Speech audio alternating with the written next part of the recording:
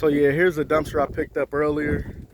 Now I typically don't usually go through my dumpsters like that, but sometimes I notice with like a lot of older people who lived in their homes for a long time, uh, typically they tend to have a lot of items in there.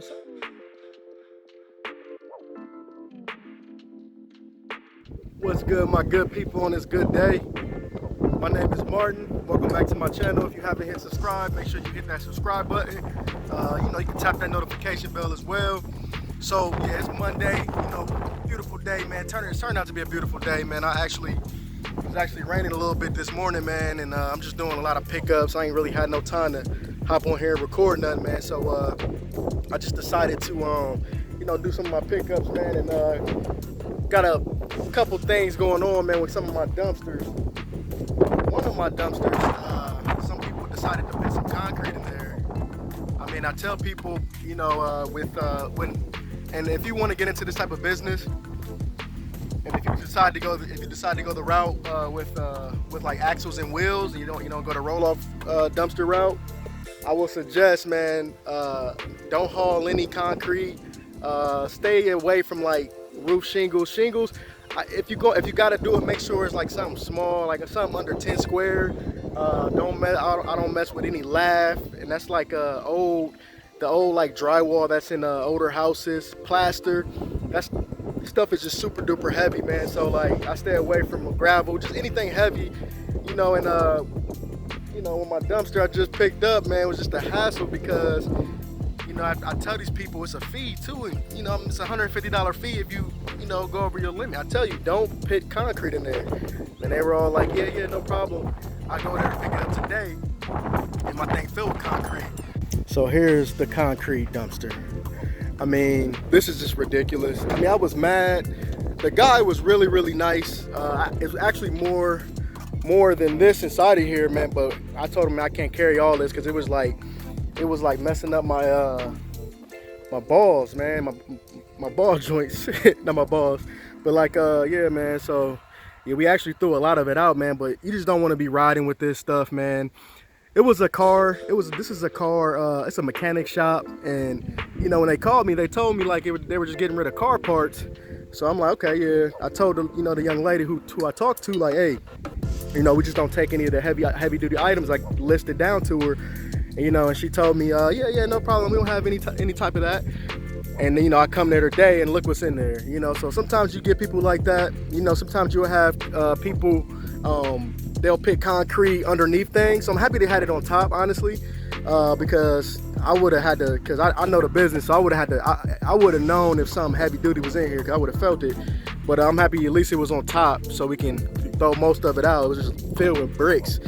You just don't want to ride like that. So always be mindful, man. Just make sure you're telling your customers, we can't haul this heavy duty items. Now, if you got roll-off dumpsters, or you got a bigger truck, like, a F450, F350, or better, man. I mean, if you feel safe and you want that type of business, but still, even with those trucks, man, it's wear and tear on there, man, and you don't want to be pulling all this heavy weight, honestly, man. It's just not worth it for your truck in the long run. But yeah, so yeah, here's a dumpster I picked up earlier. Now, I typically don't usually go through my dumpsters like that, but sometimes I notice with like a lot of older people who lived in their homes for a long time, typically they tend to have a lot of items in there. Something like this, like I could possibly resell that. May the blessing of God be upon you and remain with you forever. I like that. So like something like this. It's a place called New Uses. They may have use of it. Also seen a little kitty. This little kitty thing. Got some flowers.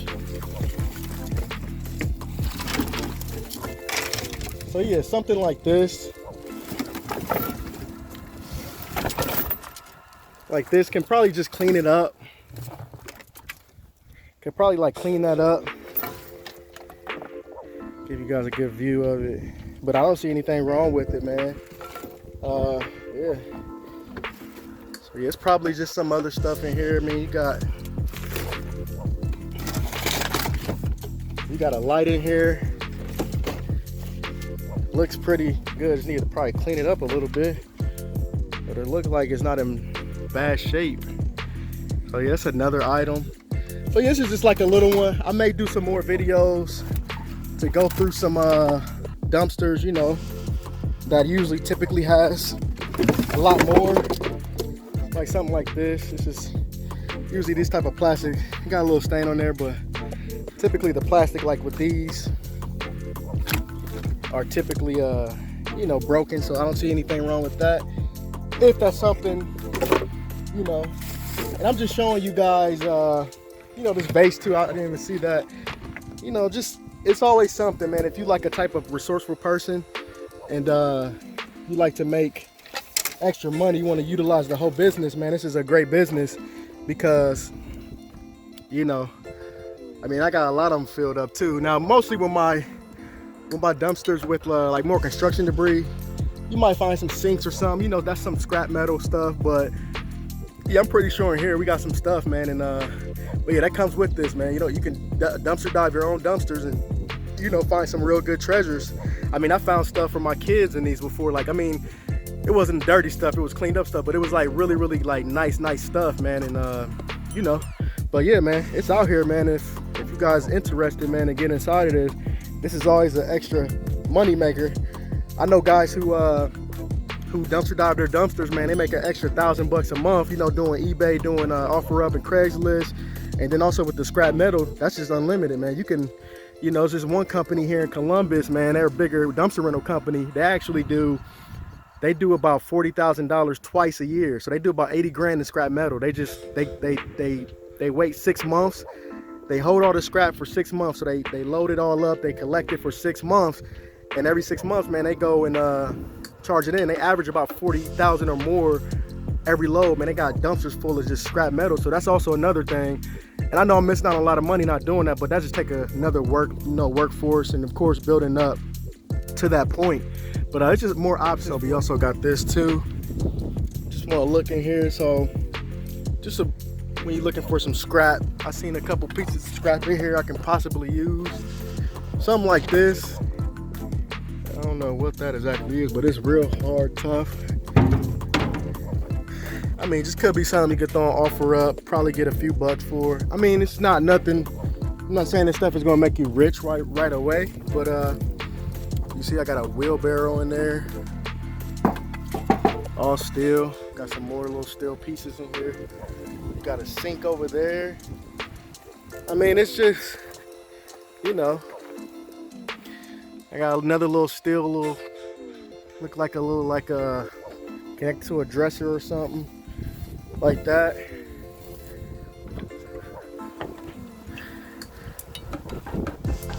Yeah, you can get a lot of money for this. It's a bathtub. Actually, it's not. I thought it was a sink. That's all steel too. You can get some nice little penny with that.